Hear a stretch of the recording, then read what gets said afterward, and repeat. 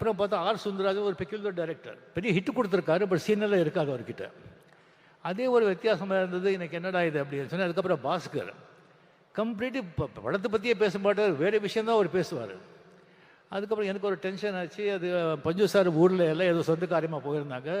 ராஜாசாமி கிட்ட பிரசாத் ஸ்டுடியோ போயிட்டு, சாமி இந்த மாதிரி ரொம்ப டிஸ்டர்பாக இருக்குது, படம் எப்படி வரும்னு தெரியாது, இந்த மாதிரி பாஸ்கர் மாதிரி இருக்கார் அப்படின்னு சொன்னால் என்னை பார்த்து சிரித்தார்.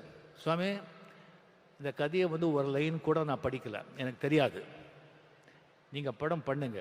இந்த படம் சில்வர் ஜூப்ளி போகலைன்னா நான் 6 மணியும் தொடமாட்டேன், பாட மாட்டேன்னு சொன்னாங்க. அங்கே யாரோ ப்ரொடியூசர் இருந்தாங்க, இவர் தான் சாட்சி. அது எனக்கு டக்குன்னு அடிச்சது. இது சொல்கிறது செய்கிற ஆள் அவர். என்னங்க இப்படி சொல்கிறீங்க? நான் சொல்லலை சுவாமி, அந்த மூகாம்பிகா அந்த தாய் சொல்ல வைக்கிறான், நான் சொன்னேன், அவ்வளோதான், நீங்கள் போங்க. எனக்கு இன்னும் டென்ஷன் ஏறிடுச்சு எனக்கு. ஓ என்னையா இது? அதுக்கு போய் ஊட்டியில் போகிறேன். ஒரு பாஸ்கர் மார்னிங் அப்படியே காதில், ரஜினி நல்ல மழை, இன்னைக்கு ஷூட்டிங் இல்லை, இந்த 2 நாள் மழை, மட்டன் குழம்பு இட்லி அப்படின்னு. அந்த மாதிரி எனக்கு 25 வாரம் என்னடா இதுன்னு சொல்லிட்டு எனக்கு ரொம்ப டென்ஷன் ஆகிட்டு, அதுக்கப்புறம் நானே மென்டலி முடிவு பண்ணியிருந்தேன்.